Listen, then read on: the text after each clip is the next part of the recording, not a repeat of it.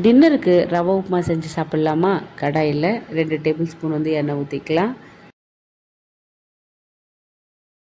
1/2 table spoon கடுகு சேர்த்து கடுகு நல்லா பொரிஞ்சதுக்கப்புறமா 1 டேபிள் ஸ்பூன் வந்து கடலப்பருப்பு சேர்த்துக்கலாம்.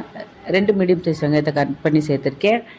1 பச்சை மிளகாய், 2 கொத்து கருவேப்பிலை ஆட் பண்ணதுக்கப்புறமா 1/2 வெங்காயம் வந்து நல்லா வதங்கட்டும்.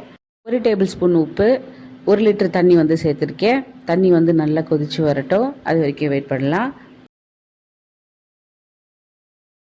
தண்ணி நல்லா கொதிக்கும் போது 300 கிராம் வந்து ரவையை வந்து சேர்த்துருக்கேன். நம்ம ரவை சேர்க்கும் போது ஒரு கரண்டி வச்சு நல்லா கலரி விட்டுகிட்டே இருங்க. தண்ணி வந்து நல்லா சுண்டதுக்கப்புறமா 1 டேபிள் ஸ்பூன் வந்து நான் நெய் சேர்த்துருக்கேன். சேர்த்துட்டு கரண்டி எடுக்காமல் கிளறிட்டே இருங்க.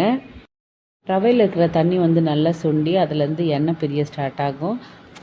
இந்த ஸ்டேஜில் கேஸ் ஆஃப் பண்ணிவிட்டு நீங்கள் கையில் எடுத்து பார்த்தீங்கன்னா கையில் வந்து ஓட்டக்கூடாது. அப்போ வந்து பர்ஃபெக்டாக வந்திருக்குன்னு அர்த்தம். இந்த வீடியோ பிடிச்சிருந்தா லைக் பண்ணுங்கள், ஷேர் பண்ணுங்கள், சப்ஸ்கிரைப் பண்ணுங்கள்.